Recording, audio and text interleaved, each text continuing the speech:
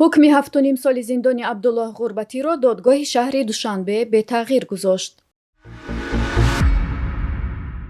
паҳподи байрак дар Кизил Алмаи Туркия аввалин парвози худро бо муваффақият анҷом дод. дар саросари Украина бонги хатари ҳавоӣ зада шуд. дар Беларус ба ҷуз ниҳодҳои давлатӣ ҳама созмону пойгоҳҳои интернетӣ экстремисту террорист дониста мешаванд.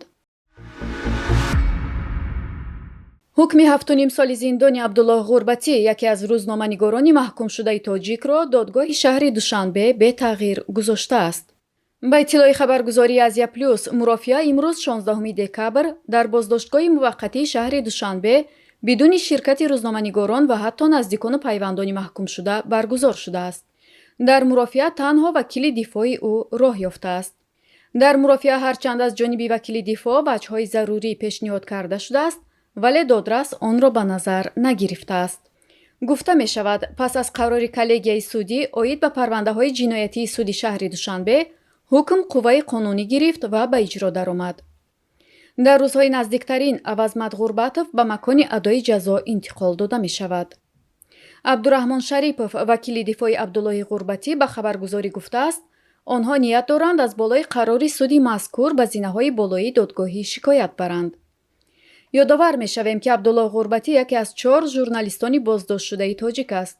ӯ замоне боздошт гардид, ки дар робита ба парвандаи Далери Имомалӣ, блогер ва рӯзноманигори маҳкумшудаи тоҷик ба додситони ноҳияи Шоҳмансур даъват шуда буд. Ғурбатиро барои таҳқири намояндаи ҳокимият, истифодаи зӯроварӣ ба муқобили намояндаи ҳокимият гумонбар медонистанд, вале баъдан Абдуллоҳ Ғурбатӣ ба узвият дар ҳизби Наҳзати Исломии Тоҷикистон гунаҳкор дониста шуд. ҳавопаймои ҷангандаи бидуни сарнишини Туркия Байрактар Кизил Алма, ки тавассути ширкати Байкар, созандаи паҳподҳои мусаллаҳ ва ғайримусаллаҳи Туркия тавлид шудааст, аввалин парвози худро бо муваффақият анҷом дод.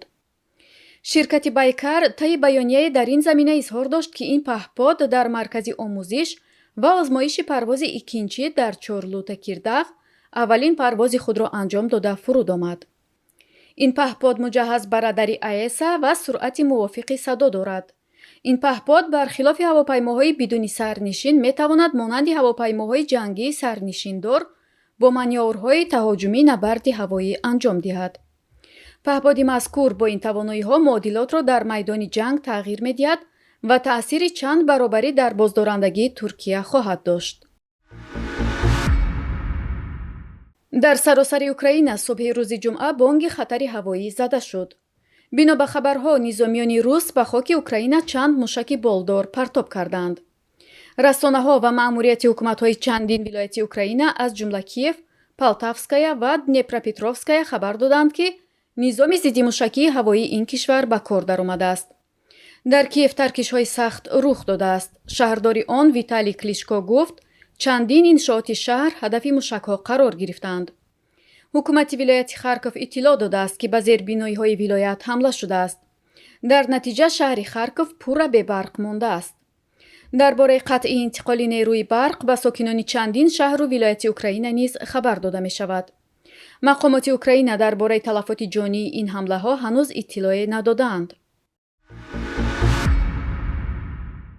аз аввали соли 2022 дар Беларус беш аз 3000 пойгоҳҳои интернетӣ масдуд шудааст.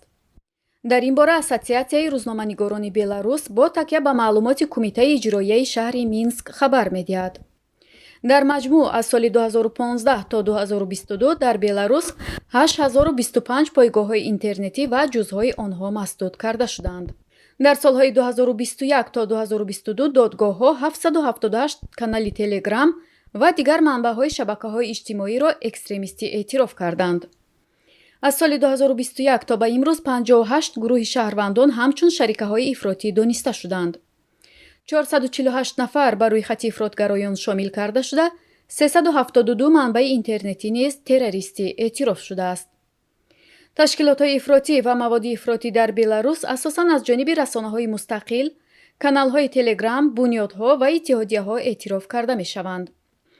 дар байни онҳо Радиои Свобода, Еврорадио, шабакаи телевизионии Белсат, хабаргузории Белапан, канали телеграм беларус азбраин, иттиҳодияи афсарони собиқи амниятии бипол, бунёди бисол ва дигарон ҳастанд.